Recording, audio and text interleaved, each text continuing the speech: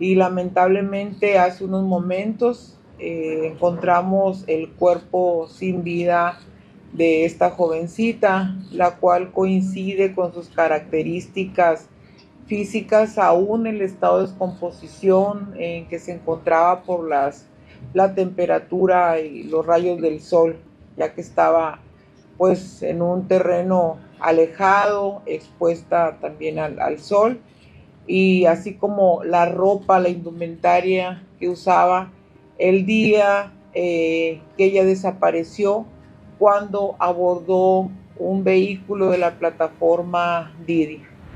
Bienvenidos a este canal donde hablo de casos reales. Mi nombre es Marta y antes de empezar os pido que os suscribáis y que activéis la campanita para que YouTube os avise cada vez que suba contenido. Y si lo que cuento os parece interesante, dejadme un bonito like, porque no sabéis lo mucho que me estaríais apoyando con este gesto. Bueno, pues el caso de hoy ocurrió hace muy pocos días y dejó a toda la sociedad mexicana bastante conmocionada. Y es que todos se preguntan cuándo terminará esta ola de feminicidios. Así que, dicho esto, no me enrollo más y empezamos.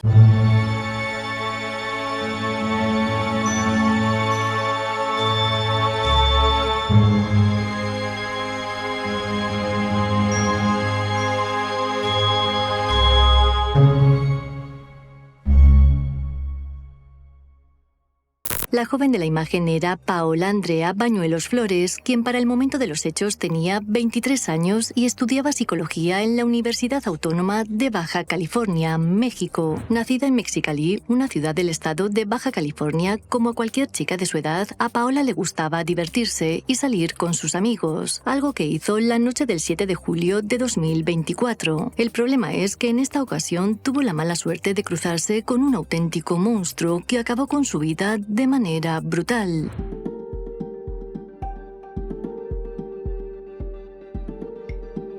La noche del 7 de julio, Paola fue a un restaurante de mariscos donde se reunió con su prima y otros amigos para después dirigirse al bar La Consentida. A eso de las 2 de la mañana, la joven pidió un taxi a través de la plataforma Didi para regresar a su casa y a partir de ahí nadie más volvió a verla con vida. Los trabajadores del bar vieron cómo la chica subía al taxi negro que en teoría la iba a llevar a su casa en la colonia Independencia, un trayecto de tan solo 2,5 kilómetros. A los pocos minutos, su prima la llamó para ver si había llegado bien. Sin embargo, Paola ya no contestaba al teléfono. Preocupada, la chica salió a buscarla, pero no encontró ni rastro de ella. Su familia inmediatamente supo que Paola había desaparecido, así que lo primero que hicieron fue rastrear su teléfono móvil para ver si podían dar con su paradero. Finalmente encontraron el dispositivo tirado en una zona baldía del Boulevard Manuel Gómez Morín, lo que les llevó a denunciar los hechos a la policía. Las autoridades comenzaron a buscar a la joven enseguida. Mientras tanto, la familia y los amigos de Paola se encargaron de distribuir carteles con su foto y hacer llamamientos ante los medios para que la chica volviese a casa. Paola, hija, si me estás viendo, míranos a tus hermanos, a mí, cómo estamos de desesperados. Si no quieres regresar a la casa, no regreses, nada más dinos que estás bien, por favor, hija, te lo suplico.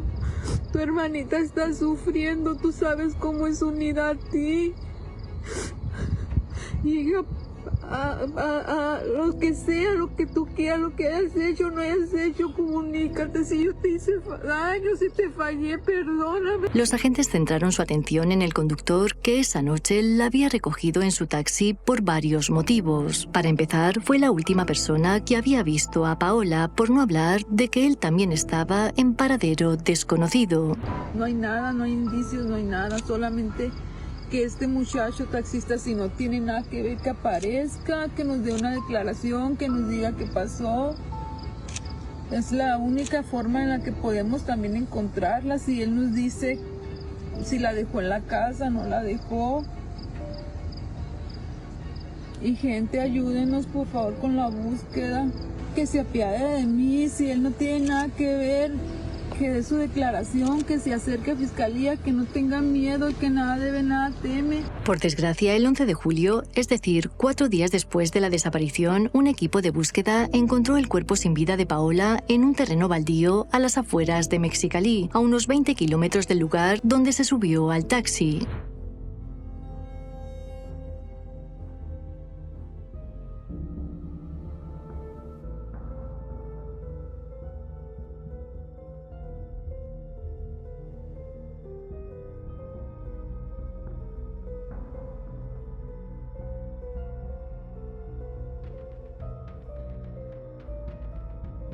La autopsia determinó que la joven había fallecido tras ser privada de aire y que presentaba varios golpes en todo su cuerpo. Además, el culpable había abusado de ella. En cuanto el cuerpo fue localizado, María Elena Andrade Ramírez, fiscal de Baja California, hizo un llamamiento para que las mujeres jóvenes del estado no viajaran solas en taxis de aplicación, mensaje que fue tachado de machista y misógino, entre otros. Efectivamente, creo que nos alerta como padres de familia estar al pendiente y como amigos también y como comunidad de que las jovencitas no viajen solas por cualquier motivo, a cualquiera que haya sido la salida, definitivamente, y aunque sean vehículos de plataforma. Al enterarse de la noticia, Jesús, novio de Paola, compartió los mensajes que había intercambiado con la joven poco antes de desaparecer y se lamentó de no haber ido a por ella. En ellos se ve cómo el chico le pregunta si se había ido ya del establecimiento, a lo que ella le contesta que no. En sus redes sociales, Jesús también publicó un mensaje de despedida. Aquí algunos fragmentos. Te amo, te extraño, pero no basta con palabras para describir todo lo mucho que te extraño, que quisiera poder sentir que sigues con nosotros. No sabes lo mucho que me está costando asimilar todo esto. Me duele demasiado. ¿Por qué no fui por ti? ¿Por qué? Me duele todo esto que te pasó. Sé que no merecías nada de esto. Descansa en paz. Nos vemos en otra vida, niña hermosa. Un beso hasta el cielo. Sergio Daniel, el conductor del taxi de 24 años, inmediatamente fue señalado como principal sospechoso. Tras emitir una orden de arresto contra él, el mismo 11 de julio, el sujeto se entregó a las autoridades de Sonora alentado por su madre. Un día después fue entregado a la policía de Baja California. Pues como todo, desde el momento que supimos que del asunto de Paola, nosotros decidimos entregar a nuestro hijo. Mi hijo, que yo haya escuchado, él nunca ha dicho que es inocente o es culpable. Todo eso, la ley es la que va a decidir. Sergio contó que al difundirse la noticia de la desaparición de la joven se escondió por miedo y aseguró que tanto él como su familia habían recibido amenazas. Luego pidió a las autoridades defenderse y declarar antes de ser señalado como culpable del crimen. Sin embargo, el chofer tenía poco con lo que defenderse, ya que sin saberlo, el GPS de su coche mostraba su culpabilidad. Al revisarlo, los agentes comprobaron que la madrugada del 8 de julio el sujeto fue asignado a través de la aplicación Didi para recoger a Paola. Durante el viaje se desvió drásticamente de la ruta planeada y condujo durante más de 2 horas ignorando el destino inicial. Finalmente se detuvo en una zona apartada donde 4 días después fue hallado el cuerpo sin vida de la chica. La Fiscalía del Estado de Baja California ha usado la información del GPS del vehículo como piedra angular de la investigación. De hecho, esta prueba fue clave para vincular a Sergio a los delitos de desaparición forzada agravada y feminicidio agravado. Ante la presentación de pruebas contundentes, el juez Salvador Avelar dictó prisión preventiva contra Sergio por un periodo de 6 meses mientras continúa la investigación complementaria. Proceso en contra de Sergio Daniel Gutiérrez Solórzano por los hechos que se clasifican como desaparición cometida por particulares agravada por ser mujer, así como el delito de feminicidio agravado, dada que la víctima presentó violencia sexual y fue incomunicada, hubo indefensión y estuvo alejada en un despoblado. En una audiencia marcada por la tensión, el sujeto acompañado por su abogado de oficio optó por no declarar. Por su parte, la familia de Paola y la sociedad en general han expresado su repudio y exigen que se haga justicia de manera rápida y transparente. ¡Vivas se la llevaron! ¡Vivas las queremos! ¡Porque vivas se la llevaron! ¡Vivas las queremos! El muchacho que se entregó por voluntad propia es la misma persona. ¡Justicia por Josué Romolivón y por todos los desaparecidos! ¡Justicia! Llevamos 2 años, 5 meses, uno tras de otro, mujeres y hombres. ¡Basta! ¡Basta, Mexicali!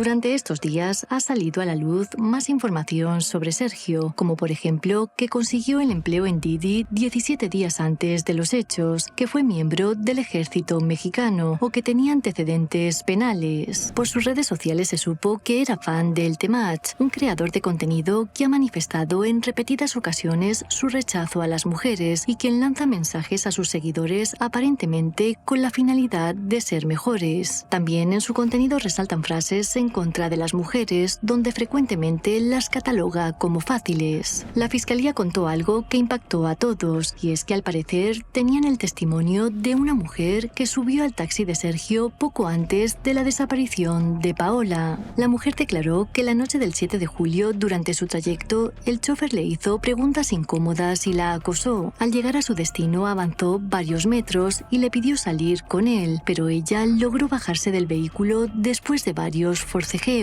Tras lo ocurrido, Sergio recogió a Paola a la salida del bar La Consentida. Lo último que se ha sabido es que durante una conferencia de prensa, la fiscal aseguró que como cuentan con pruebas muy contundentes contra Sergio, van a pedir la pena máxima, por lo que si es declarado culpable podría ser sentenciado a más de 100 años de prisión. Estamos trabajando de la mano con los familiares de Paola. Es que hay evidencias contundentes contra esta persona.